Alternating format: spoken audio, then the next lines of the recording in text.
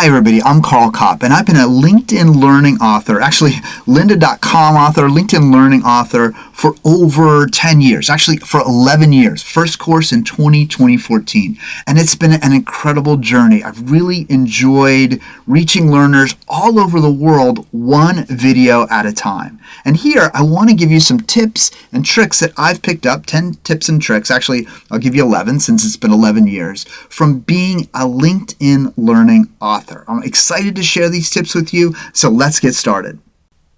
Number one is to pay attention to audio. Audio is really important. When I first started doing courses with lynda.com, they double mic'd me, sometimes triple mic'd me. They wanted to make sure that the audio was good. People will tolerate bad video a lot longer than they'll tolerate really bad audio. So the first tip for creating a video is to make sure that your audio is good. It doesn't have to be perfect. I mean, that would be ideal, but good, solid audio. In fact, I'm sitting in a LinkedIn Learning sound booth right now. They call it the booth. And this is where all of my recordings take place in this sound booth. So when I do it on stage, when I do it on, it's not a stage, it's actually a set. When I do it on a set, they have an overhead mic, they have a clip-on mic. Here we have a soundproof room, and I even have special headsets. Here, for example, is my headset. You can see that I've got it on there, and it needs to be kind of parallel here with my mouth so that it makes perfect sense. When I talk, I'm not too far, I'm not too close. I've got a little guard here for my pops, and that is tip number one. Good audio is key. The next tip is to have a good script. Writing for speaking into an instructional video is a lot different than writing for an article or for a blog post. You want to really sound natural. Now, some people can just, extemporaneously speak, but when time is of the essence and you want to be efficient and effective, you've got to have a good script. Let me show you one of the scripts I use for a LinkedIn Learning course. So you can see the script right here. I have 3 columns. A is so we can refer to it. The text is what I'm going to say in the course in that little segment of video. I like to keep those about 50 words so that I have it segmented very nicely. And then finally, I've got a little visual of what's going to be on the screen. So whether it's me speaking on the screen, or it might be a slide, or it might be bullet points. But some people don't need to do this. They can just speak improv too. But I like to have a little bit of a script so that I know what I'm saying, so that I can have my information right in front of me. And I want to write that as a natural sounding conversation. So to be natural, I often speak what I'm going to say. I talk out loud. I use contractions. I shorten words. I add in dashes or commas so that it sounds like I'm naturally speaking and not following a script. So this can be really helpful. And then once you understand kind of the script, I have it in my mind, then I can extemporaneously speak more easily because I already have this structure in my head that I've used before. I think it's kind of like the old saying or quote, supposedly credited to Picasso, but I guess he never really said it, but I think it's a great quote. Picasso supposedly said, "Learn the rules like a professional so you can break them like an artist." So my years of scripting have given me that discipline, that sense of where things go, how things flow. But now that I've done it so long, I can easily go off script. I don't have any script here for this particular video, and I can understand what should be next, how to talk about it, and what type of tone and structure to use because I've had that experience scripting instructional videos. So that's tip number 2. Number 3, energy is everything. In my tenure of recording courses at lynda.com and now LinkedIn Learning, one of the things I've done is I've recorded in all kinds of spaces, like a practical stage. I've recorded in a green screen background. I'm recording in a booth right now. I've even recorded courses in my home office, so all over the place. And the one constant that made sense was how to have a high level of energy. You've got to have energy when you're speaking to people through an instructional video. You've got to connect with them through the stories, through the energy, through the ideas that you have, but mostly you've got to bring it. You've got to be an exaggerated version, just a little bit of yourself, so that people really understand who you are and can really engage with that, and you need to be enthusiastic. So Be enthusiastic regardless of your environment, no matter what's behind you, no matter where you are, what kind of setting. You want to be a great version of yourself who's enthusiastic, happy, excited to be there, and wanting to connect with the learner. So that is an important tip. The next tip is that concepts alone won't cut it. People want examples, real ones, relatable ones, even imperfect ones. Show what you're talking about so people can understand, can make the connection. Concepts are great at a high level, but they don't really help people accomplish goals or tasks or even improve their performance. So make sure you've got concrete examples of how people can apply the concepts that you're talking about. Number 5, if you're having fun behind the camera with everyone who's helping you to look good, you're going to have fun in front of the camera, and the learners are going to have fun watching you. So when I first came to lynda.com, there actually were dogs running around. I came from California, from the conservative East Coast, and it was kind of like, wow, people were in shorts, and there were dogs places, a very casual, very cool vibe, and that came through in my video. Now, as Lynda became LinkedIn Learning and then Microsoft, it's become a little bit more formal, but not too much. There's still a great vibe. People are super friendly. People have surfboards in their car. They're going to go surfing in just a few minutes. We're in a beautiful location.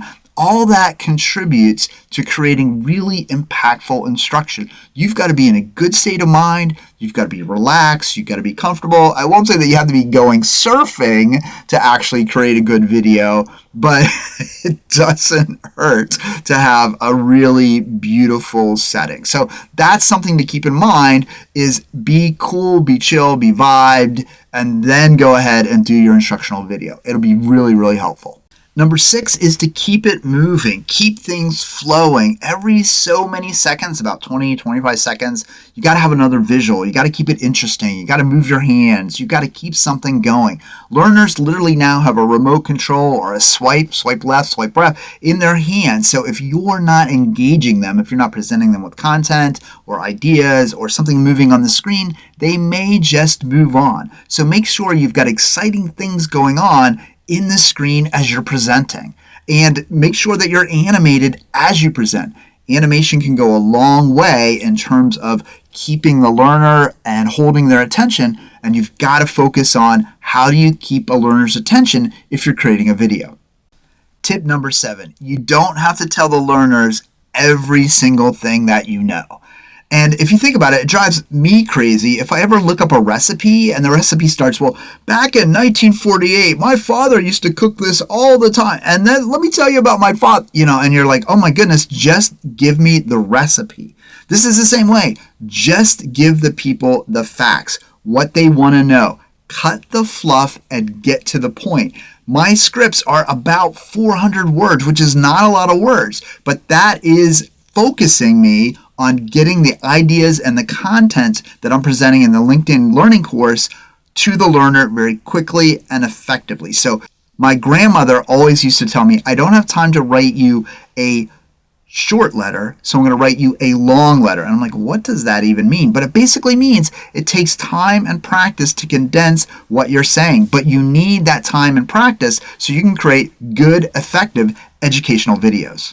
Tip number 8, editing is your friend. So often when I'm presenting in front of the camera and I inevitably make a mistake or goof up, they're like, well, okay, this you're going to be in front of the camera, so we got to go back and do here. We'll edit this out. We'll do another take. Or they'll say, hey, this is happening actually behind a video. Or I'm sorry, behind, there's a mistake. But I'm not going to edit it. So they'll say, like, this is happening behind a graphic. And if it happens behind a graphic, the mistake can be easily edited out and changed. So using, back before I said, hey, have a lot of different things happening on the screen as you go through, not only does that help keep the learner's attention, but it helps with editing because you can make editing choices and decisions behind a graphic that's really harder to do when you have the person behind the camera. You got to go back and you got to, make sure that it looks natural and that it looks good. You'll notice some of the videos in this particular video or some of the clips are actually jump cuts, and that's because I had to edit out something and I didn't have a graphic in front of it. So Editing is your friend. Use graphics to help hide mistakes that you make and cover up some of the mistakes, and it'll make your job of creating the instructional video a lot easier. For tip number 9, it's not really about creating the instructional video, but about what I've learned in terms of tech. So I'll see a lot of comments about my videos and courses. I get a little message that says, learners in your courses have questions, and that's fantastic. But a number of the questions are about the technology. Hey, I can't download this. I can't see the exercise files. I can't download the certificate. People do not distinguish between you as the author and the technology behind it that you're just being presented on top of. So for example, it's kind of like a book too. You make a typo in a book and people go, oh, it's not the editor's fault, it's not the publisher's fault, it's the author's fault. The author shouldn't do that. So know that the tech needs to be solid because you are the representative to that learner. The learners see the tech and they see, they can't download something or they get frustrated about the technology not working in their environment. It's not LinkedIn Learning's fault. It's your fault as the author. So you want to keep that in mind. If you're not creating, LinkedIn Learning courses, you might create other courses. Think about the technology and how you can help people have as smooth an experience as possible. You want frictionless experience, and also know that no matter how frictionless you try to make it, there will always be somebody that will have problems with the technology. But keep in mind that you and the technology are pretty much indistinguishable in the learner's mind. Next, this has been a great help for me. Have a wonderful team. I have had over the decade and plus a year of working with lynda.com and LinkedIn Learning, just wonderful teams. Great directors, great producers, even great people running the telethon. Even great people, there's another one of those mistakes, even a great person running the teleprompter. And I know as I watch videos on YouTube, an individual creator will get started and then he or she will start having lots and lots of people help them out so that they can become really good. And having a top-notch crew, I'm not there yet, I'm still doing this all on my own, but when I come to LinkedIn Learning, I have great people behind me. They make me look good in the courses. They make the courses exciting, from the graphic artists to the directors to the teleprompters to the producers. Everyone does a great job. So if you can get a good team to help you out, if you just get big enough to have those folks, like I do at LinkedIn Learning, I do stuff on my own and I know what a pain it is. So when you have a good team behind you, you can't beat it. So try to have a good team behind you when you create your instructional videos. This is tip number 11, so here's a bonus tip, which is the tip of energy. I talked about that before, but one of the things that we do at LinkedIn Learning, which I think is great, is we produce the intro and the outro halfway through the session. So if I'm here 3 days, we tend to do it on the second day. Why? Because you've gotten into a rhythm. You kind of have gotten into the flow. You have the right energy level. So you don't have to do your intros and your outros at the beginning. You don't have to go sequentially. You can go out of order, and that can be really helpful. My final tip, I'm going above the 10 and then 11. I think this might be 12 or 13. Always under promise and over deliver. That might be another tip. But this tip is have a conversation with your learner. You're not there to perform. You're not on stage. You're having an authentic conversation. Yeah, you have to be a little bit more enthusiastic than you typically are, but depending, I guess, how enthusiastic you are. But make sure that whatever you're saying, whatever you're doing is authentic. You mean it, you're sincere, and you really want the learner to succeed. And that's really my tips from learning from LinkedIn Learning, from lynda.com. And I also encourage you to go watch some of my courses, see some of what I've talked about in action, and then apply that to your own creation of instructional videos. So those are the lessons that I've learned, and I hope you have success applying those lessons to whatever endeavor that you are doing.